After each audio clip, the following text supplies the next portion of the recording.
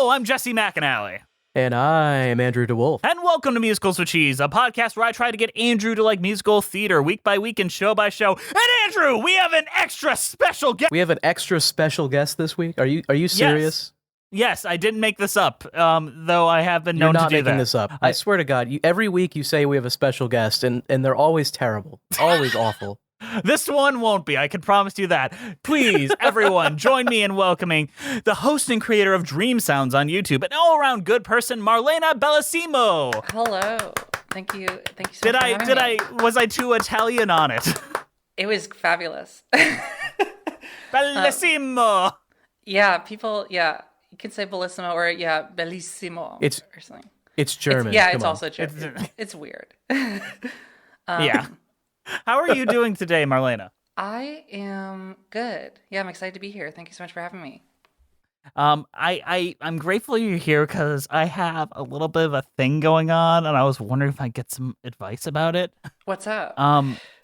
You see, my father went out into the woods a few weeks ago, and you know what? I went out looking for him because the horse came back, and I found this sexy beast man, but he wants to keep me imprisoned here for ever in my father's stead, and all these fucking household appliances keep telling me to fuck the beast man, and I don't know if I want to do this. I feel like I saw your father. He was crazy, just absolutely out of his mind. I'm locking him up, actually. We're putting him in an asylum. When you said your father went into the woods and was gone, I was like, did you check Craigslist? The personal ads? Anyway, sorry. But it sounds like a stressful scenario. Okay, put it to a vote. Fuck the beast man or don't fuck the beast man. I say fuck the beast man. Okay, Andrew? Yeah, I'm gonna have to side on the fuck the beast man. Yeah. All right, I'm gonna fuck the beast man. And in case you didn't pick up what we were throwing down, this week we are talking about the Disney animated classic, and this episode might not be for kids. Beauty and the Beast. Cue the music.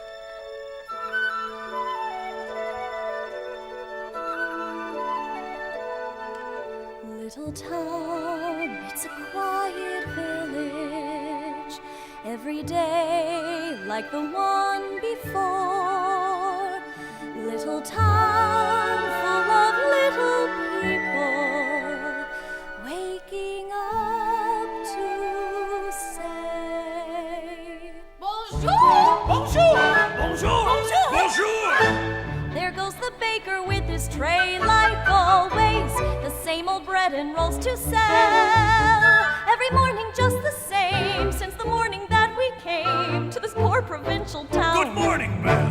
So Beauty and the Beast is a musical written by Linda Wolverton with music and lyrics by Alan Menken, Howard Ashman, and Tim Rice. Based on the film Beauty and the Beast from 1991.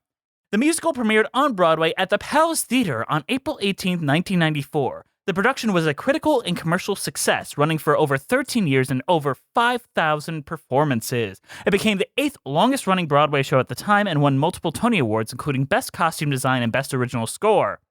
The plot of Beauty and the Beast is the musical based on the classic French fairy tale about a prince who transformed into a beast and can only be freed by true love. The story follows Belle, a young woman who is taken prisoner by the beast in his castle, but eventually learns to love him despite his appearance, featuring iconic songs such as Be Our Guest, Something There, and Beauty and the Beast.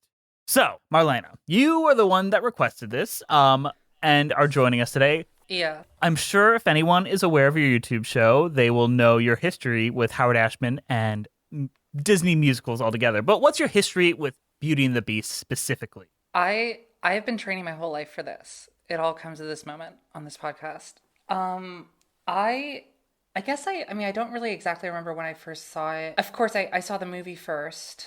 Probably when I was very young. I don't really remember. But I did see the Broadway musical when it was still going, probably in 2003 or something. And yeah, I'm a full-time Disney adult. And so obviously this is a constantly running thing in the back of my head. And specifically Howard Ashman's work with Disney is a huge focal point for me. And I just love everything about the show. I know that a lot of people don't like the Broadway musical as much as like just the movie, or let alone the 2017 version. But I really love it, so I'm excited to talk about it. I find that interesting because I feel like as far as the Disney stage adaptations, this is probably one of the most, if not the most successful, as far as adaptations go, because it is, at the end of the day, a story about humans and people. There's no like weird reindeer you have to transform, and seeing the human element isn't super distracting. But I am in the same boat. I saw the Broadway show when I was young, saw the movie when I was even younger. It was fascinating. But Andrew, I feel like you might have a different link into Beauty and the Beast. Honestly, with this one, not really, I guess. I mean, I haven't seen the Broadway show until we were doing this episode, but I've seen the movie a few times when I was a kid, and I mean, it's really good. I'm not going to be able to add much to it that you guys haven't said. How successful do you think the adaptation was, though? Considering you just saw a shitty bootleg a couple days ago. Taking into account that aspect of it, I mean, obviously I didn't see it on stage, and that's where it would be stronger. But I feel like it still captures everything about the movie.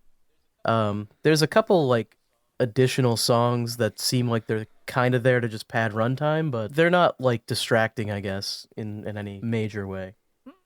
I think there's a difference between If I Can't Love Her and You Don't Know About Love or Monster from the Frozen musical as far as how much they help the story. Overall, it does a good job at capturing the tone and the feel of the movie. Though I think the movie is still just the best way to see it because the animation in that is phenomenal. But or I have a pitch for you. We air it on ABC and occasionally cut to clips of the movie when we really don't want to perform it live. yeah, geez, that's such a good idea. I feel like they might actually do it. Yeah, I mean, Josh Groban would be there, and he'd wear this terrible puppet and then take it off for the one time he sings. He would barely sing. Yeah, and sing a song that's not even in the movie. Oh my God. We'd get Josh Groban to show up and not sing any songs except like one.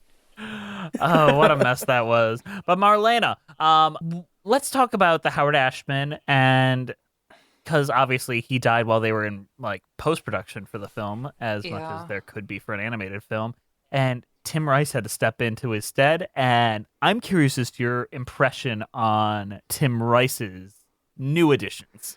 I mean, I like them. I guess like I have more specific comments when we get to them, but I like just off the top of my head, like the Mob song, there are some new lyrics in there that I like. I think it's, what was the one? Grab your sword, grab your bow. No, grab your torch and your bow, praise the Lord, and here we go. I like that. And he did some good stuff. Yeah, I think it's tricky when you are taking up the work of someone who was so specific with his style and like also just so witty and clever and so insightful. But I think he did a good job. Yeah. I know some people don't really like his lyrics as much. I don't know. I'm not trying to pin anything on other people, but I see a lot of discourse about like just like the assumption that the other versions aren't good, and I think that there's a lot of merit to it. So yeah, I like the Tim Rice lyrics. Okay. I mean, that's as diplomatic as you can get about this, because I also see a lot of people hating on Tim Rice as well, and I don't think it's always warranted, and sometimes it very much is. Everything, unlike, let's say, other things, like recently we covered the Little Mermaid musical, those songs don't feel in the same vein as Alan Menken and Howard Ashman's other collaborations within that, or even Aladdin, where you have some Howard Ashman songs and then some Tim Rice, Alan Menken songs, and I feel like even then it doesn't feel like a cohesive whole. Yeah, no, definitely. I think that out of like the sort of zombied together Howard Ashman works that were adapted for the stage, this one's definitely the most cohesive. Yeah. And the one that the most pressure was on. This was the first Disney musical before that became most of what Broadway was, and led to the revitalization of Broadway for the safety of the kids going to see Beauty and the Beast, which is why Times Square is now the fucking nightmare zone it is. So we can blame this. It always goes back to Disney, doesn't it? Sincerely, we can. I, for one, welcome the Disney overlords. I agree, but I also do not welcome Elmo punching me in the face because I accidentally took a picture of them in the background of my selfie. Well, geez, you took a selfie with them. You owe them money. Yeah, That's how that works, Jeff. Yeah. If I ever show up in someone else's photo, I always beg them for money. Do you remember when Facebook used to do that? That was the scariest shit in the world. What did they- Where I'd go to some public event. Oh, And then, like, 3 days later, someone posted a photo, and I just happened to have been in the background. Someone I've never met, not mutual friends with, and they're like, "Hey, you might be in the background of this photo." And there I am, shoving food in my face or something, and Oh I'm my like, God. "Yeah, that's me." it's like I didn't need to know this. I didn't. You could have just put the photo up. I didn't need to know. Yeah. So as far as bringing Disney to Broadway, this was a very, very successful run. In fact, it was even successful when it closed, but they closed it for a different Broadway show that was not as successful. I believe it was Tarzan. Oh my God. Yeah. But it is. So I feel oh, like. yeah. Sorry. What was that, Marlena? No. I was gonna say this show is really interesting also because it wasn't technically the first Disney movie they adapted for like as a musical format. It was the first one for Broadway and like the first one as an actual show, but I don't know if you've ever seen like the Snow White Radio City Hall performance. Oh, I have. It's really interesting, especially when you think about like it as like a precursor to this, because it feels like the way, I mean, it's different people, but it feels like the way they approached like translating animated film to a stage is very similar. I'm wishing for the one I love to find me today. I'm hoping and I'm dreaming of the nice things we'll say. I want to look up photos from that Radio City because it is a trip. Yeah. Oh yeah. Um, It's interesting. So, like, what did the Rockettes do? To Snow White? Well, it seemed like it's weird. I don't even know why they did it. I would love to know the story behind that. But yeah, it seems when I think back on it now, it's like, oh, it almost seems like that was a trial run for the trial run that was Beauty and the Beast. Mm-hmm. Well, it was. They started in the 70s, 79, like a really dark period for the Disney scene. I feel like it has that sort of like, okay, we're gonna have a realistic like, oh, this person wears an orange shirt, so we're gonna give them an orange shirt. But then they have like just a little bit of the cartoony thing, like with the head. And I feel like in Beauty and the Beast, they also kind of embrace that a bit. That's what I meant, I guess. Mm-hmm. No, I agree. I just remember anytime I think about that Snow White Radio City Hall production, I think of the Demon Dwarves. I forgot how much that makes me laugh. I mean, early Disney park material is horrific in the best ways, like things that'll lock into your brain, and will never leave. I do want to talk about that original Broadway cast a little bit. Susan Egan as Belle changed the character. She's not just doing a Paige O'Hare impression. And because of this, we get Meg, who might be one of the best Disney characters ever because she was already kind of in the Disney brand and that voice. Yeah, she really, I like what you said. I mean, she really did change the character. And she's fabulous throughout this entire show. So, yeah. Mm-hmm. And it gives, I don't want to say that the original Belle in the animated film was weak in any way, but it gives this strength and sarcasm. So it's interesting, like that they were given the opportunity to change things in a way that I don't think they'd probably do with more recent shows because branding and synergy and all that. We were in the Eisner Katzenberg days when this first started, and Tom Schumacher was the one heading this project. Oh, I was just going to say, Michael Eisner loved this show a lot, which I find very entertaining. And apparently he would just like, I've heard stories of him teaching it to various productions because he was a former theater kid. Really? And so it seemed like he was very, very supportive of this. Michael Eisner, W. Right there. He has a couple of those. We had I think he has a lot of W's. I don't understand all the hate. I'm gonna be real. What? Okay. I think Michael wait. Eisner had some good dubs. Early on, yes. Disney Quest was a great idea. No, it Disney wasn't. Quest. It was awesome. Wait, It was are you so not pro cool. Disney Quest? I'm not pro Disney I am Quest. pro Disney Quest. I think I am 100% Oh, yeah. pro Disney Quest. you want Disney Chuck E. Cheese. Yeah. Yes. and I'm tired of pretending I don't. Sorry to outnumber you like this, but No, it's fine, but literally, I look at it and I'm just like, this doesn't look like fun. It looks broken. Alien Encounters, amazing, absolutely incredible. That they put that in Magic Kingdom. They put a horror movie in Magic Kingdom. I love it. Michael Eisner, huge W's. Put that guy back in charge. Don't forget Alameda Slim. Oh my God, dude, this guy. Is this going to be our legacy of defending Mikey Eisner? Or you say, Marlena? oh no, I was just gonna say this show's a great W from the Eisner era. So yeah. Mm-hmm. I mean, technically, the Disney is still profiting off of the Eisner era with 2017. How can you look at current Disney parks in Disney and then be like, no, the Eisner era, that's when it was bad? It's like, are you kidding me right now? Look at it right now. This is when it's bad. It's bad right now. I'm adding an asterisk. I will say the Eisner, Wells, Katzenberg era was good. The Eisner era was bad.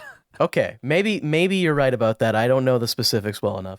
As soon as Frank Wells died, things weren't going great. All right, maybe we got to give Frank Wells credit. I don't know who that is. I'm not a Disney expert. He was a guy that really liked climbing mountains and accidentally crashed a helicopter into one. It was a real sad event. And then Jeffrey Katzenberg is like, I'm going to get his job, right? Oh my God. Oh, jeez. At the funeral. It was...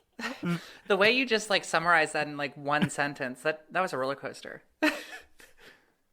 That's how the Waking Sleeping Beauty basically does it. That is true. Yeah. It was a very wild time at Disney. I don't think I left out any important element, and yeah, man. So back to Beauty and the Beast. Yes. They don't really try to elongate things. They don't try to expand on plot points. There isn't that brand new plot or the one new scene that's like, what's this? It's taking moments and expanding them. Like Me takes a scene and turns it into a song scene. Yeah. If I Can't Love Her gives the Beast a song of something to use, which is great. The only song I might cut, if I was in charge, would be the Mason de Lune or the Looney House song with Frollo from the movie. But I get that you can't just have all the mains on stage at all times. Yeah, I mean, I feel like Me is the only song where I don't really like it that much, or just the ending where he's quoting other musical theater stuff. I was like, come on, this is a bit it's a bit much to quote the best things in life are free at the end of it. It's just why was that necessary? Well, no, but the best things in life are me. I know, but but I don't know. I just don't. It's a pun. It's hilarious. I don't oh, are you pro Me, Andrew? I don't. Yeah. I'm in the middle on Me. I think Me is pretty good, but it's not Gaston. I think it's a good song. I think that's just a very interesting choice. I have one complaint with Me, and that is we will make the perfect pair, rather like my thighs. Oh, that's fun though. How is that a complaint? Gaston, he's so much fun, and that's just he's gay, and I love his mask for mask vibe. Do you think Gaston wanted to fuck the Beast? I think yes and no.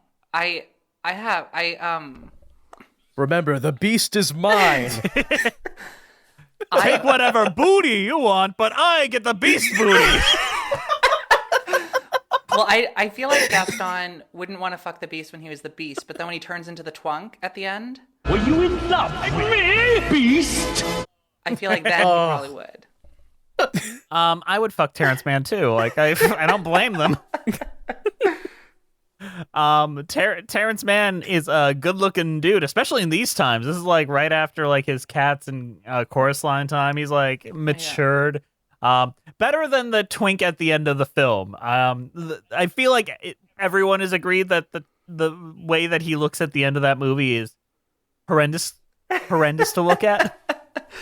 I mean, I think it's not canonical. I think as a kid, or when I was growing up, I was always so let down by that. And then the older I grow, the more I'm let down by it. Because it's he was supposed to be a bear, right? That's the whole, a gay bear. I just think of when I think of the Beast and the animated form that they give him, even in the musical too, it's like, oh, okay, he's gonna be a hairy, like bearded guy, and then it's just like Twunk, and it's like, what? But They should have just had him he be looks- Gaston. It just looks he No, looks identical. but Andrew, to he should Gaston. look like you. in the movie, he looks a lot like Howard Ashman's partner, Bill Lauk. Okay. If you look at photos of him, it looks almost identical. I don't think they've ever acknowledged that officially, but it's like, I guess, a fan theory. But it's very similar. You think she still calls him Beast after he changes? Well, I don't No. think they ever. Like that's I just don't his think, name now? Outside of that one video game, to my knowledge, I don't think they refer to him as. I don't think they ever acknowledge each other on a first date basis after he turns into a human. Belle's just like, I love you, Beast. It'll take forever. I guess. What did they do at the parks? Does she say, "This is my husband, Beast"? This is my husband, and he's a beast. Because I don't think she says Adam, even though canonically that is his name. Well, I want to talk a little bit about the thing. We talked a little bit about the film. We talked a little bit about the stage show. We need to talk about that 2017 movie. Andrew, I'm pretty sure you haven't seen it. No, I have not. I've seen clips, but I have not actually seen it. Very bad, not good. Takes nothing from the stage show, which is a bummer because there's a lot of good in the stage show that it would have translated to a live action film very well. It would have made sense even to make a live action film to take some of these elements, but none. Marlena, what do you think of the 2017 film? I don't really think much of it. I'm trying to forget it. I don't know. I mean, I think I'm not a huge fan. Yeah, I don't know. I don't really like the auto-tune on her voice. Yeah. I think that kind of just like irks me for some reason. But I mean, I also just love just hearing different versions of these songs. So I guess I like that about it. But I don't really, I think Lindsay Ellis has a great video about the 2017 Beauty and the Beast. But I think I agree with her opinion, which is kind of like that it shoves in a lot of like meta commentary on the musical, like implying that like Belle needs to be more of a girl boss and stuff like that. And I feel like it's just a very ungenerous interpretation of the source material itself. So yeah, they try and like lean into a bunch of plot holes and stuff like that weren't really there in the first place, in my opinion. And that's what I like about the Broadway show, though. It doesn't really do that. So. Well, that's kind of the thing about the Broadway show. Just through Susan Egan's performative choices, she is making Belle stronger just as a character. Without changing a single line of dialogue to do so, or changing, I'm teaching girls how to read. We don't want folks to read in this town, which is how the movie plays. I also a bit heavy-handed. A little bit. But they also show the Beast in his human form in the opening scene. Like, very clearly, they show Dan Stevens, which is a weird choice. Yeah. That kind of goes against the entire point of what's he got to look like as a human. Yeah, And I mean, I think she also comments that he should grow a beard. Yeah, at the end she says, how do you feel about growing a beard? And then he growls, and they like insert like an animal growl. How would you feel about growing a beard? What? It's pretty, yeah, it's Wait, is that real? It's 100% real. It's very upsetting. I was very upset. Something that I don't like is about the 2017 movie is that they also took out like If I Can't Love Her, and what was the other song? I forget. The one that They took out Home. They didn't took out include Home. Human again. To get potential Academy Award, like to get potential Oscar nominations. The thing, they've never gotten nominated for these things. Why do they keep trying? They want original song, right? That's what they're going for.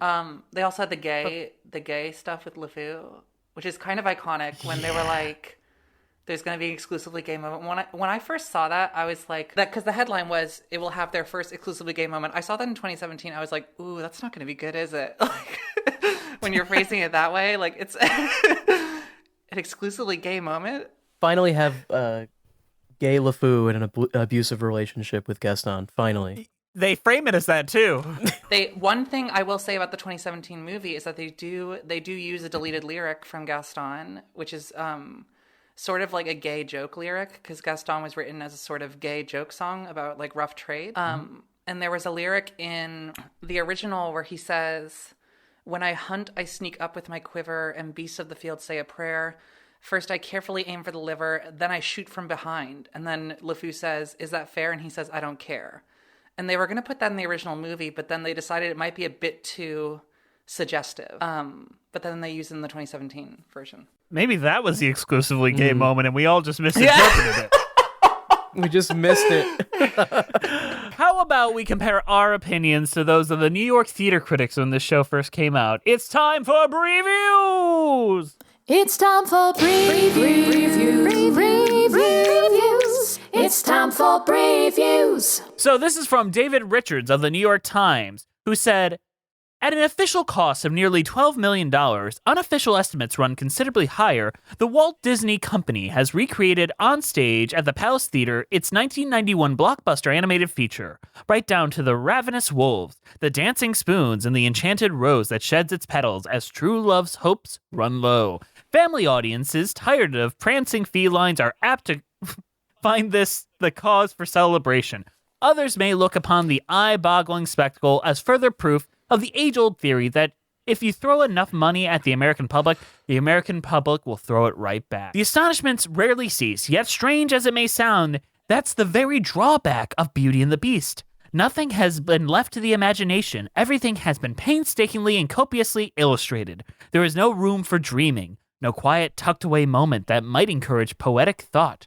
For an evening that puts forth so much, Beauty and the Beast has amazingly little resonance. What you see is precisely what you get. In the end, the musical says far less about the redemptive power of love than it does about the boundless ingenuity of what we call Team Disney. Beauty and the Beast is Disney's first official Broadway musical, with more apparently to come. Nobody should be surprised that it brings to mind a theme park entertainment raised to the power of 10. Although not machine-made, it is clearly the product of a company that prizes winning formulas. Inspiration has less to do with its tireless industry.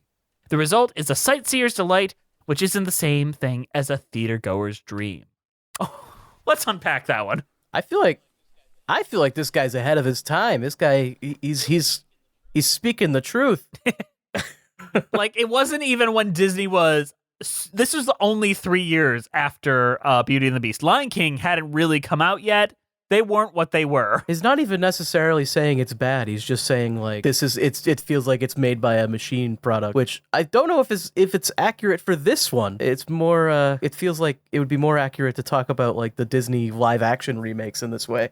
But... Yeah, I feel like it's so disingenuous. I think a lot, I don't know. I mean, I'm obviously pro Disney, but I feel like a lot of the criticism of this show from that time is just kind of like, oh, well, a Disney thing can't invade our Broadway space or something. And I don't know, if any Disney musical was built for Broadway, it's this one. I mean, like they like the opening song Belle is like choreographed in the animation in a way that translates very well to stage. So yeah, I don't know. I wonder, I don't know how much of it is like, it doesn't feel that legitimate criticism to me. Reading it today, it feels like it gives it a different meaning because of what Disney currently is, but yeah, as a criticism of this show, I don't know. I mean, especially when you think about like The Little Mermaid on Broadway, which I feel like is a show that does not translate as well as Beauty and the Beast, where it's like, oh, you thought this was bad. Well, it's about to get a lot worse. You're going to be wishing that you saw Beauty and the Beast on Broadway. Interesting. Well, that actually brings me up. I misspoke earlier when I said that Tarzan replaced Beauty and the Beast. The Little Mermaid, in fact, replaced Beauty and the Beast. And that, as we talked about... what a downgrade. Yeah, a few weeks ago, was very much less well-received and less financially successful. Yeah. Sadly. But I will say that because I do appreciate that it closed and opened the door for a lot more Broadway Disney, because I feel like they were into an experimental phase. Like, I don't know if we would have gotten the Mary Poppins stage musical, which I think is very good, or even strange things like the Newsies musical, which had no right to be as popular and well off as it was, especially in the eyes of Disney. And then some weird things like the Freaky Friday musical done by the guys that did Next to Normal that would turn into a DCOM movie. I don't know. I find that without their attention to change, things would have been different. And I won't even say that Beauty and the Beast is my favorite stage Disney adaptation. Hunchback of Notre Dame is a really hard one to tear down for me. Yeah. As far as screen to stage. Yeah, that one's really great. I think that there's a place on Broadway for these type of big budget kind of blockbuster musicals in a way. And I think that this critic is just he wants the art house stuff. Like Cats? Like Cats? Yeah. That's the thing is like this isn't even the first like blockbuster musical though, because there is stuff like Cats and Phantom and that type of like the Weber stuff. I think it's easier to view art as like something profound in retrospect. And I think that especially happens often with Disney, where like you'll see a lot of contemporary critics like saying that something's not that impressive or something, and then in 20 years it's considered like a canon classic. And I think the same thing happened for the Disney Renaissance, where like at the time people were very divided on how to return to this sort of antiquated format of like princess musicals, whereas now it's like, oh, these are like the golden standard of what Disney does. And so that's how I interpret that review. It's just like part of that. And I get it. Like you may view Disney as like sort of a surface level form of entertainment, but it is art, and like it is they're really good at what they do. And if you're not like down for that, then I can understand why you don't like it. But I just don't really, it's not that interesting if you're just not down for it and you're trying to critique it in that way. But when we move a little bit away from the snobbery of the New York theater critics and moved on to the true professionals of the critical game, and those are the crazy folks over on Letterboxd.com. It's time for the Letterboxd game of 1 star, 5 stars, where Andrew and Marlena are going head to head. And they have to tell me based on just the review alone whether it was a 1 star or a 5 star review. Andrew, how about you go first? Sure. I'm always prepared. You're great at these. You are really, really good. I'm so good at these. Okay. You ready? Yes. Did the candle dab during Be Our Guest, or did my eyes deceive me? 5 stars, because the candle did dab. That is correct! All right. I knew it. Marlena, here's the next one. Oh my God, I'm so nervous. The review reads, Belle, as if she's saying this. In case you haven't noticed, I'm weird. I'm a weirdo. I don't fit in. I don't want to fit in. Have you ever seen me without this stupid dress on? That's weird. I'm going to say 5 stars. That is correct. Okay. She's not like the other girls. I drink beer and I fart and I go on Tumblr. Have you Pizza. Do you remember that time in like Tumblr where there were like hot topic edits of Disney princesses? Oh yeah. Okay, just checking that we were all there. Anyway. It's like when you see hip hop like Bugs Bunny. Oh yeah. Like that was a period where they were everywhere. Yeah. Belle with like thick square framed glasses and like tattoos. All right, Andrew, next one. Just like drinking water. Drinking water is good, but that maybe they're trying to say it's bland. So 1 star. That is correct. My interpretation is, like the TikTok meme of how getting your girlfriend to drink water is like, I don't know. I love drinking water. Why do people not like drinking water? I drink a lot of water. Me too. All right, Marlena, your turn. Not realistic. That's 1 star. That is correct. Yeah, you All right, found a Andrew. plot hole in a fairy tale. Congrats. It's not realistic. That blew open everything. Like, now that I'm thinking about it, it's like, wait a second, magic isn't real. Like, this story makes no sense. Doug Walker himself did a number on Society. I love my daughter Belle, the original furry. 5 stars. 5 stars. This is pro furry. That is correct. All right, Marlena. You're lovable if you're hot. I think that's 1 star. I would agree. Oh, okay. That is 1 star. This might be a perfect game. All right, Andrew. There's a bit after the prince turns human again when Belle asks how he feels about growing a beard and he growls at her. And for a moment, I honestly wished I were dead.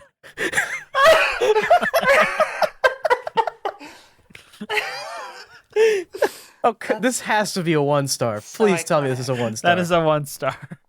And I agree. I felt that same way. This is a perfect game. We're nailing Last one to make this a perfect game, Marlena. Stockholm Syndrome this. Stockholm Syndrome that. How about you stock up 4 dozen eggs every morning to help you get large?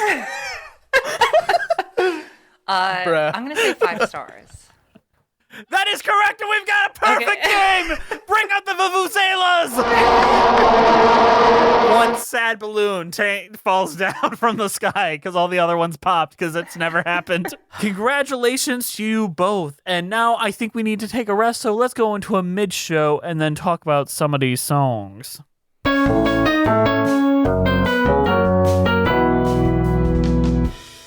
Hey guys, sorry to interrupt you in the middle of the show, but we've got a show at you. Today's show is brought to you by the extremely kind donations by our donors over at Patreon. Andrew, tell them a little bit about Patreon, what we've got going on around there. Oh man, Patreon is where you can go to get extra content from us and to also just give us money if you want to. You know, it's fun. We're gonna be covering the Rugrats movies pretty soon here. That'll be fun. Very soon. In fact, we probably even have one out already at this point. Yeah, as soon as Andrew has a free day for us to record that'd be great. It's going to be epic. Yeah. Wait till our Rugrats ranking. Where are we going to put In Paris versus Go Wild? Spoilers, In Paris is the best one. And spoilers, Go Wild is the worst one. Guess you know our rankings. What? Our current patrons are Melissa Goldman, Danielle Renix, Jess Stampede, Ewan Cassidy, Monica Thoreau, Mina Minnery, Brent Black, Nathaniel, Stacey Coombe, Joseph Evans Green, Mary Lou Choquette, John Vanels, Ross Walker, Musical Hell, Kyle Summers, Jen A.C., Scoot and the Technicolor Dreamcoat, Liz Lim, Nothing is Certain Except Beth and Taxes, Thespian Ren Cullen, Rafael Martinez Salaz, Jessica T., Mitchell Young, Shai Teacup, Katie McDonough, Chris Marcotte, Kiji Marie Anastasio, Trevi Joseph, wow, that's new, Layla, RJ Narija, Charlie B., Bjorn Hermans, Erica S., Toriana Frazier, Sammy the Most Lopez, Lyanna Morton, Kaylee Blazier, Cinema Again Reviews, Villainous Miss Sofiana Ali, The Omega Geek, Paige Pearson, Maddie Wargle, Elisa Erdman, Anna Loskotova, Cheska Vare, Sarah Damblekier, Evan Ball, Zachary Torres, Gathering Party Before Venturing Forth, Rora Morasso, Marla Forloin, I say it wrong every time, Captain Rodtastic, and Lisa L, whichever you prefer. It's all one word, but they all give us a little extra financial support that helps us keep the lights on here at Musicals with Cheese. And Marlena, I know you've got a little Patreon goal going on here. Why don't you take the chance to promote that? It's your time to shill right now, too. Oh, thank you. I have my channel Dreamsounds. I have a Patreon as well. And yeah, I'm trying to reach a goal. I'm about $100 away. And yeah, if you want to help me continue to make Disney videos, feel free to subscribe. It's at patreon.com/Dreamsounds. I'm fairly certain at least 100 people listen to this episode right now. If each of you gave $1, you could help Marlena make their goal. But if you gave us each $20, it would be cool. And if you gave us each $50, that'd be wild. Yeah, you know what? Just empty your bank account and give it to us. There's a gun in my pocket. All your money. And if you don't do it, I'm going to kill everyone in this room. Someone might growl. Rawr. On that note, let's get back to the show.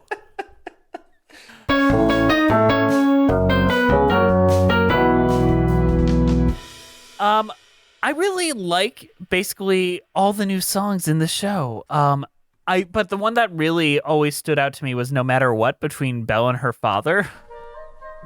No, we're not odd, it's true. No family could be saner, except one uncle who, well, maybe let that pass.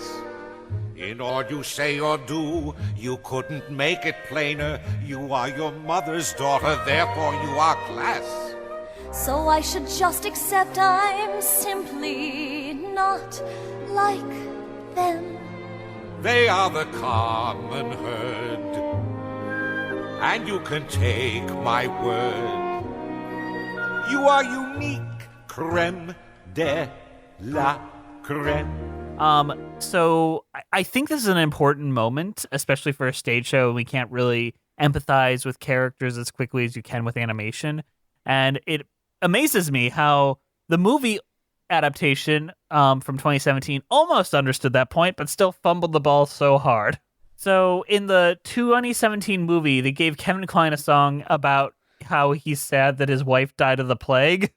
Oh. Yeah, they add that storyline. That's what they have him sing about? Yeah. Yeah. Because in the hold on, Andrew. Prepare for this. In the 2017 adaptation, the Beast has a magic book that lets him go to wherever he wants in a place or a time. And they go to the Yo, he's Blue's Clues? He blue skidoos to Belle's mom's death place, and he's like, "Oh no, a plague mask! She died of the plague." Bro, what? What? It's an important part of the girl bossification of Belle. You're actually trolling. No, You're this trolling. happened. I saw it. What the fuck? I couldn't make this up. It's too stupid. I don't understand. Like, what does that even have to do with Beauty and the Beast, like, at all? Girl bossification. It's not enough that, hey, we got each other and that's good enough, which is what no matter what is. Like, I stand by you. It's like, oh, we standing by each other because your mother died tragically when you were a baby. Yeah, and then they have that song she sings, just like, "This is the Paris of my child." That thing. That's pretty iconic. Yeah, but that's a reprise of Kevin Kline's song, "How Does a Moment Last Forever?" I'm Kevin Kline and the best part of this movie. He really is. But yeah, I think they added that as part of the girl bossification because it's like there can't be two strong women in a movie. So one of them has to be dead. She has to absorb the energy of the other strong woman to become even stronger. That's how the girl bosses work. They absorb other girl bosses and they get their power. Oh my gosh, I finally understand the end of The Devil Wears Prada now. Yeah, they handled that in the show much better, though, her relationship. Yes, and it's done in a way that doesn't feel like Marvel world building. And it doesn't hurt the Beast character by showing he can kind of just teleport out of the castle whenever he wants. He can skidoo out of the castle. Oh yeah, he can baloo skidoo out of the castle into a painting wherever he wants. I like that they gave Maurice a song, though. I think that's nice. That being said, we already talked a bit about me, so I don't want to talk about that. I do want to talk about Belle's big number, which is Home. Is this home? Is this what I must learn to believe in? Try to find something good in this tragic place, just in case I should stay here forever, held in this empty space. Oh, but that won't be easy. I know the reason why. My heart's far, far away. Home's a lie. What I'd give to return to the life that I knew lately, but I know that I can't solve my problems going back. Is this home? Am I here for a day or forever? Shut away from the world until who knows when. Oh, but then, as my life has been altered once, it can change again. Build higher walls around me, change every lock and key. Nothing lasts, nothing holds all of me. My heart's far, far away, home and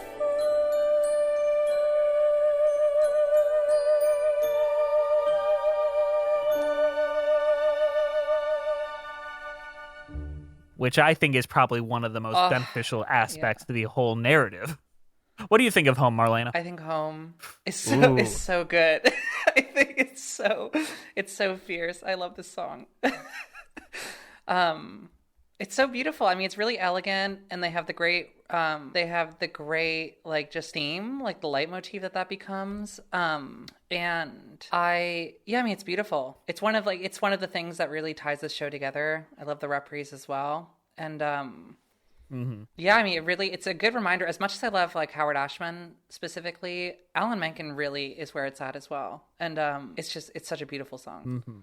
I find it weird that we have a reprise right after the first song, but we do that a lot. That is something that is happening a lot in this musical, where we'll sing a full song and then we'll have like a short little reprise afterwards, like home reprise with another person, Gaston, then the Gaston reprise right afterwards. Yeah, they do it like 3 times, I think.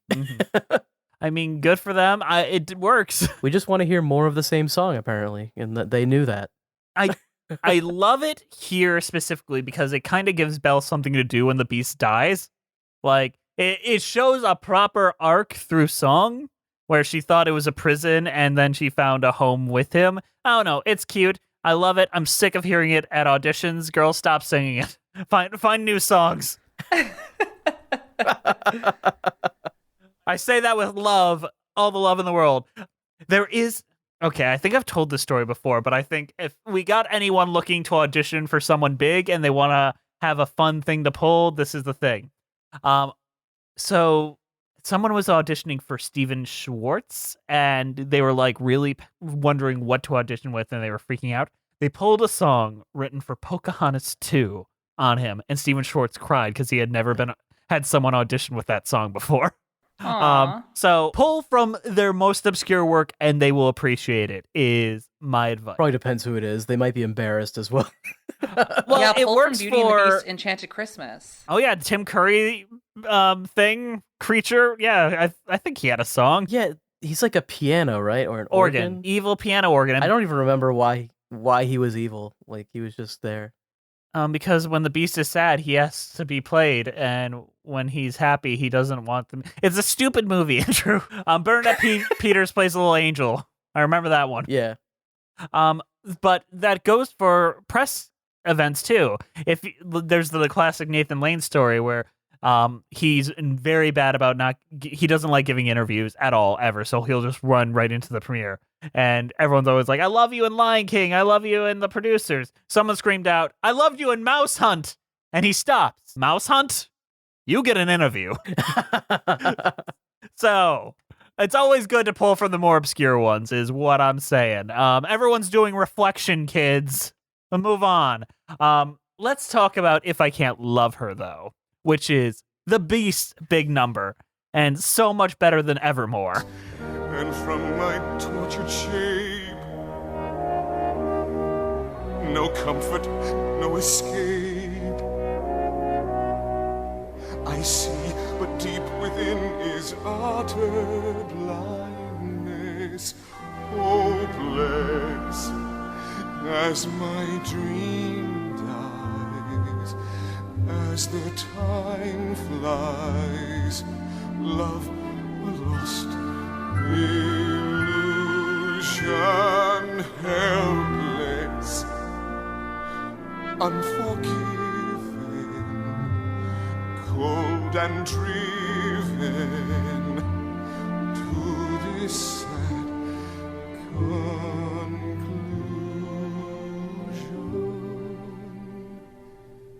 No beauty could move me, no goodness improve me, no power on earth if I can't love her. I'm surprised we didn't get a song like this in the movie, the original movie. The Beast feels like a character that should sing in the Phantom of the Opera way, and they give him nothing. Doesn't he have like one line in that? Something there. Something there. That's what it was. Yes. This is it's surprising too, because this is the Act 1 closer. Yeah, this is the Act 1 closer before the wolves and all that stuff. Yeah, it's surprising to me that they didn't have Be Our Guest be the Act 1 closer, but I think this is much better than if they had done that. Well, Act 1 should always close on a cliffhanger of some sort, where you're left wanting to know what happens when you come back. And I feel like this is the more logical choice. Well, yeah, but they had to write an actual new song for it, and it's not a big easy crowd pleaser. Mm-hmm. Like, oh, well, this is what everyone likes from the movie, you know? No. So it's surprising, but it's good. Yes. What do you think If I Can't Love Her, Marlena? I don't know. I think it's a really good ballad. I think it works really well in the show, and I think it adds also just like a dimension to Beast's character that I feel like isn't as present during the movie. I don't know. It's one of those things where it's like, oh, okay, it's good that there is more time to flesh it out with more songs. It did start the trend of like Disney ballads in their shows, I feel like. Yes. but it's like it's for a good reason. It's like the original really good one. And compared to, let's just say, Evermore from the live action film. Now I know she'll never leave me, even as she runs away. She will still torment me, calm me, hurt me, move me, come what may. Written by the same two individuals, but significantly less impactful.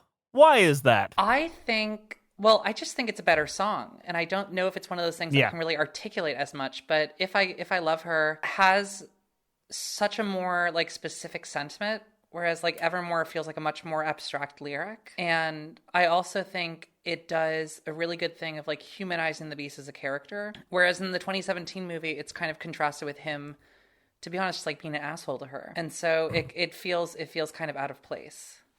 Whereas in the show, it feels like more of an earnest progression, I feel like. The thing that bothers me about Evermore, especially in comparison to this one, is this one's more about what's wrong with me, and the second one's like, oh, what she's done to me. Like one seems like, oh, now she's leaving me, and what I won't forget her, but man, it sucks that she's leaving. This one's like, why am I such a dick? Which I think is much more compelling. But there is one big advantage is that one would be Evermore is able to win an Oscar for Best Original Song. Yeah, but it doesn't even get nominated. But you can bring Josh Groban out to sing it on ABC occasionally. But you know what? Josh Groban can also come out to sing If I Can't Love Her, and he has. The last song I want to talk about is because it's the song with an asterisk, and I think you know exactly what I'm talking about, Marlena, and that is A Change in Me, Belle's like 11 o'clock-ish number.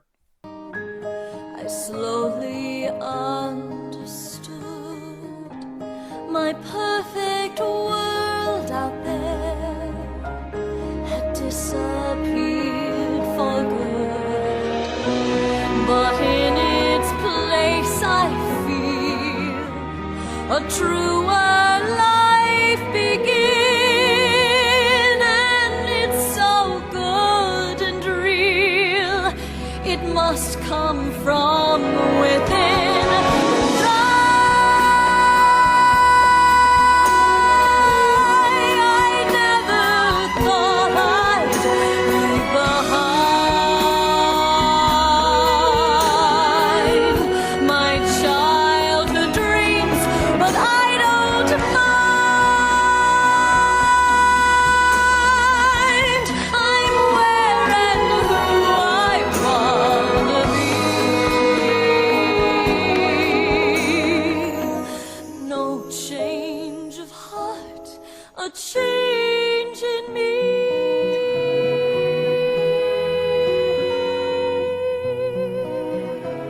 But it was added only after Toni Braxton joined the cast because she wanted her own song. Yeah, and isn't there that story where Tim Rice got drunk and was like, oh, we'll write you a song, don't worry. Yeah.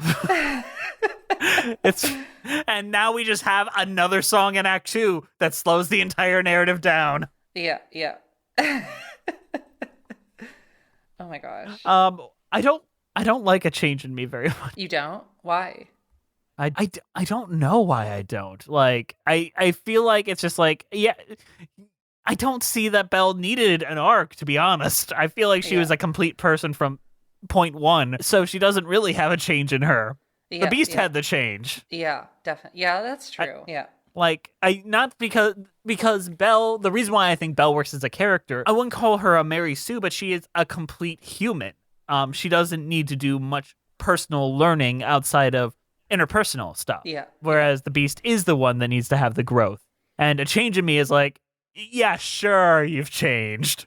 You found out one guy that was kind of a dick isn't a dick. Wow. Well, I feel like they have it in the show to kind of complement Beast's emotional change, which I mean, I don't know. I feel like Beauty and the Beast, it's about Beast changing, but it's also, I feel like it's more about the tension between Gaston and the Beast trying to control Belle. and also in that, like, Belle realizing her agency in the situation. And I think that causes her to both stand up for the Beast, but also like stand up to Gaston. And so that's why I like that song. I think it does recognize that there is a change in her, even though if she's like the one who is the most victim in the story, I guess. Yes, but it feels like you know how in screenwriting classes, like you could either have a positive change or a negative change, a negative arc or a positive arc.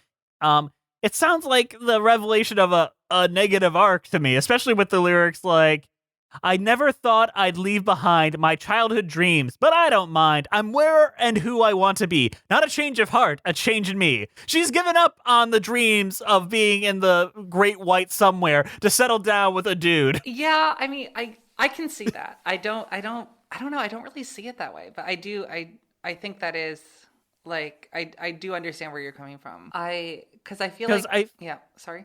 No worries. Keep going. Oh, I was just gonna say, I feel like that is a journey for her in the show as well. Like, she longs for something. It's not like, I don't think when she said the great wide somewhere, she like wants to travel. Like, I think I feel like it was just more of like a general feeling, and I think throughout the show she kind of finds that she's found her sort of interest in exploring and living essentially through her relationship with Beast. Sorry, I've thought way too much about Beauty and the Beast. No, but this is good. But yeah, I don't know. I think it's beautiful. I'm also legally obligated to not slander Alan Menken. So I'm kidding. I will. I feel like you phoned in the Sausage Party song. So Gaston is a villain song, but it's not in the be prepared way. It's more in the... It's a villain hype song. No one's slick as Gaston, no one's quick as Gaston, no one's next as incredibly thick as Gaston, for there's no man in town half as manly. Perfect, the pure paragon. You can ask any Tom, Dick, or Stanley, and they'll tell you whose team they prefer to be on. It's like the Village People's Macho Man in like Disney form. It's fantastic, positively primeval, and a little horny. Like, obviously, LeFou is definitely in love with Gaston. I feel like that's a reading that's not just subtext but text. Well, do you know? Are you familiar with like the conception of how they portray Gaston? No, elaborate, please. It was said later on that by Bill Condon, I think. Maybe I have that wrong. Maybe it was Don Hahn. I forget who. But no, I think it was Bill Condon. He said that that Howard Ashman and Alan Menken, or he said, I'm not saying that Howard Ashman was into rough trade, but Gaston and the dentist from Little Shop were based off of rough trade. And so he implied that it was like the men that Howard Ashman was attracted to, which is like beefy Tom of Finland type of guys. And also, while making the movie, Andreas Deha, who's also an openly gay animator, was, I believe, the principal animator for Gaston, and he based the physical design of the character off of men he saw at a Los Angeles gym.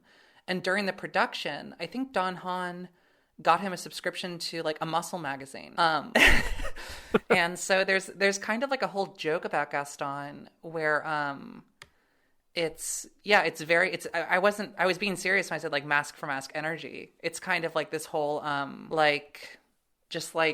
very, to be honest, gay song, and it's fabulous. And it kind of it messes up like the queer coding, which I find really interesting, because I feel like a lot of people, when they talk about this film and queer coding, they mainly talk about like the Beast being isolated, and Howard Ashman had HIV while writing and making the film, and he passed away from AIDS-related complications before it was done. And there's definitely part of that in it, but I find the coding of Gaston interesting because it turns it into a sort of like gay battle, which I feel like, well, because like it's really interesting that like in the song he's like every last inch of me is covered with hair, and then like the Beast is ashamed of his hair. He's a twunk after all, as we learn. And so he was and so I mean I have a whole video about this on my channel if you want to hear like the nitty-gritty details of it. But I think there's a lot of interesting politics in there or that can be read into it regarding like the AIDS crisis and how like muscle gays and like gym gays wanted to portray an image of like fitness and hypermasculinity as a sort of response to the stereotype of like sickly gays with AIDS that was mainstream. That was a lot of the mainstream narrative at the time. And I just find that interesting, how we know that the Beast is queer-coded and we know that Gaston is queer-coded. I'm not saying that that was their intention with the story, but it is interesting to see these two characters that we know are queer-coded be in opposition to each other in a way that seems that is historically very interesting when you consider the time period. That is fascinating. Anyway. No, I loved every second of listening to that. This just proves that Gaston is the best Disney villain. He of all is. time. I mean, all the lyrics are so fabulous. It's so much fun. I have a whole video about it on my channel about the history of like ACT UP, and because Howard Ashman, when he was writing the film, there were a lot of it's hard to say exactly because there are most of the people close to him who are working with him on the film were able to have said that they were able to trace links between like his personal life and the work that he was writing for Disney. And so and also at the time he was afraid to even let them know that he had HIV because he was worried that it would that Disney was like a family friendly company, and he was worried that him being a gay man would be a problem there. And so it's really fascinating when you consider that he's writing this musical about being an outsider. And by the way, he was the one who was like, we should make the Beast a main character as well. Because originally Belle was just going to be the main character. But Howard Ashman was an executive producer and he like pushed for that. And so it's really fascinating to look at him during this period in his life when he was also an outsider from society, writing this show about outsiders from many different perspectives. Because I guess there is Belle, the Beast, and Gaston all like battling each other in some way. And I just think I find that fascinating because I feel like when looking at the story, people usually just focus on like Belle and the Beast. And Gaston is like an outside force. I like Gaston. I think he's funny. Sorry, that was a ramble. No, that was great. I mean, I love Howard Ashman, but every idea he had, like I remember, I think it was the directors were talking about how Howard Ashman was really keen on showing the Beast as a little naughty boy and turning into a little Beast boy, and they were like this. And I think they said that feels like a little bit of a cheap trick on an audience, and apparently they got really, really yelled at hardcore. I'm on the side of the directors there. I think it would be a little goofy to show a little tiny Beast boy. Yeah. It's a fabulous song though, Gaston. It's so much fun. Gaston is incredible. The animation in the film is good. When I saw this live, when I was very young, I saw the stage show. I remember being very angry that he didn't actually eat the eggs raw like he did in the animated show, because I was like, that was like the one thing I was like, how are they going to do that on stage? And then they just didn't. I was like, that was the one time I was disappointed by a stage show. You wanted an actual person to juggle a dozen eggs and throw them up in the air and swallow them? Well, there's okay. Yeah, I wish they did that. We needed a real throat goat up there with dozen eggs going down his throat. Oh, I was gonna say, I feel like another song that's really important to talk about when looking at this show is Human Again. Sleep on the ears, the sadness and tears, and throw them away.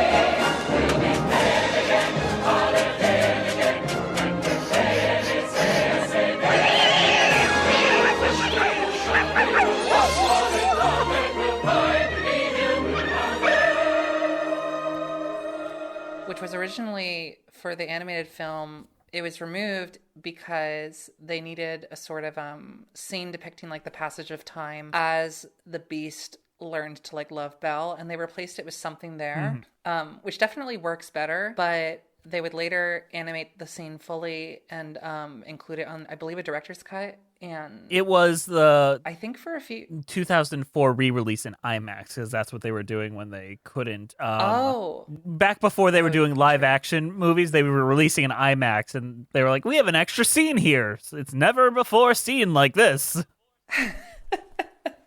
Yeah, I mean, I love this. Is actually my favorite song from the entire project. Okay, that's okay. I want to This hear is my your favorite thoughts. song from like the movie. I mean, I have my own little fan theory about Howard Ashman with regard. I mean, it's weird when talking about Howard Ashman because there are a lot of things that we do know, but it's usually anecdotal information. Like for example, there was, again related to his experience with AIDS-related complications, there was a deleted song from Aladdin called "Humiliate the Boy," and there's a whole anecdote where Jafar. He's stripping Aladdin of like all of his possessions. And there's an anecdote from Alan Menken where he was listening to that song and he was maintaining his composure, but then when he left the room, he just had to cry because he was like watching his friend slowly pass away while hearing this song about a character becoming incredibly weak and stuff like that. And to be honest, there's not a similar anecdote from what I understand about Human Again, but when I listen to that song, I cannot remove it from the context of what Beauty and the Beast, what time in which it occurred in his life, where you have these inanimate objects that are singing about wanting to be human and focusing on like mundane things. I think that there's this really interesting personal way to read it, but also at the center of the show, it's just such a beautiful song that really cuts to the core of what I think the show is about, which is just like wanting to belong. And it's kind of silly in concept that like inanimate objects are singing about wanting to be human, but the things they want to do are just like things that everyone does at some point in their life, and ranging from like falling in love to just like very mundane things. And I think that's beautiful. I feel like that's the moral of the show, really, because the Beast wants to be human as well. And in a way, Belle does too. She wants to not be treated like a piece of meat by Gaston. And I really like it. That's why it's my favorite. I think it just communicates the essence of the show in the best way, which is why it's a shame it was removed. And people don't really, I don't know, I feel like it's not really given the praise it deserves. But there's a beautiful demo of it that just makes me weep. It's really good. Anyway. And narratively, at least in the animated film, there's a moment where the Beast is just appreciating Belle for her brains and her skills and her interests, where she's reading to him and then she's teaching him to read. I don't know. I really like that moment. It's really showing finally she's, without the girl boss side, being valued for her own interests, and having that be respected in a way that it... In the live action movie, he's like, "Ew, Romeo and Juliet. Oh, it's romance, bro. Gross." Yeah, I mean, it's which is what Gaston did. I feel like a lot. Yeah. It's good. I mean, I think people, when looking at this movie, they critique like the easy like, oh, it's Stockholm syndrome, it's abusive or whatever. I think that's just not the point, though. And I think when looking at a song like Human Again, it really communicates the sort of core of the movie, which is very empathetic. It's very earnest, and it takes like just a fairy tale and makes it feel very universal in a way that I think is beautiful. On that note, what is our overall thoughts on Beauty and the Beast and our cheese? Andrew, why don't you go first? Sure. Beauty and the Beast is very good, both the animated movie and the Broadway show. And there's not much more to say. I think we've covered everything. I really liked it. As far as a cheese rating, I want to pick something good and French, you know? We didn't talk much about how this show is French, but it is French. What? Oh, I got to change my rating. The French are dicks, man. It's true. So I'm going to give it Camembert. Ooh, that's a good one. You know, people have heard of that. Yeah. I think that's a good choice. All right, Marlena, what about you? Your overall thoughts on your cheese rating? I love this show. It rests at the heart of my soul. So it's perfect. I love it. Cheese rating. When I think of this show, I think it's, like I've said, I think it's very gay and fun. And so when I think of like the gayest cheese I can think of, I think the easy pick for this would be cheese souffle from Be Our Guest, but I think my answer is brie cheese, and that is because I recently transitioned and now I'm painfully heterosexual, but I used to live a very fun, fanciful gay life, and I used to, when I listened a lot to this soundtrack, I had a gay lover when I just moved to Berlin, and we would always eat brie cheese while listening to Beauty and the Beast songs, so I have to go with brie. That's a great cheese. It's a good one. I love Beauty and the Beast. It's a great stage show. It's a great movie. Not so great live action translation. And there's been a lot of other good adaptations of this story too. Feel like the Jean Cocteau film doesn't get much play anymore, but go watch that one too. It's a good pairing. And I'm giving this Manchego cheese from the Boar's Head brand, because the beast kind of looks like a boar's head, just a little bit. All right, Marlena, you make incredible content. Please promote your work for the world to find and watch and see. Thank you. Yeah, I make videos about Disney music, often involving like queer history, on the channel Dreamsounds. So, and if you're interested, I have a lot of videos about Beauty and the Beast. I have 2 that come to mind are a video about Gaston and how his aesthetic relates to like beefcake and queer aesthetics, and then also what I was talking about earlier with the AIDS crisis. I have a whole like 30-minute video going into detail about that if you're interested. So yeah, thanks for having me. And I like to give my own personal recommendations for my guests, and I think that my audience will love your incredible High School Musical video. It's an hour and a half of pure bliss. You will learn a lot, and it's fun. Come on. And there's another hour and a half High School Musical video coming in like a few weeks. Ooh, get ready, kids. You got to watch that one to understand the plot of the next one. But yeah, please find them on Dreamsounds. It's a great YouTube channel. So much better than a lot of other Disney YouTube channels. As far as like consistency. And they're trying to hit a patron goal to keep doing this and get them there. Come on, let's go. You know who else desperately wants to watch a 90-minute video on High School Musical? Me? No, our wonderful patrons, you idiot! Please follow us on iTunes, Spotify, Stitcher at Musicals and Cheese. We're on Twitter at Cheesy Musicals, Patreon Musicals and Cheese, Instagram Musicals and Cheese, YouTube page Musicals and Cheese. We have a patron-only podcast called Patreon with Cheese. Email us and tell us how wrong we are about fucking everything at musicaltheaterlives@gmail.com. We'll read it on the show. Our keeper of the cheese is Juliet Antonio. Thank you for keeping track of that, because goddamn it, I wasn't gonna do it. And here's some ASMR for you as a gift. This show is edited by Andrew DeWolf. Thank you for taking that on. You're doing a great job, sincerely. Our theme songs were created by Robin Nash of IOU Music UK. Thank you to the Broadway Podcast Network for having us on the platform and for not kicking us off for calling Gaston the Throat Goat. All right, anything else we have left to say before we leave? The fucking throat goat. Jesus Christ.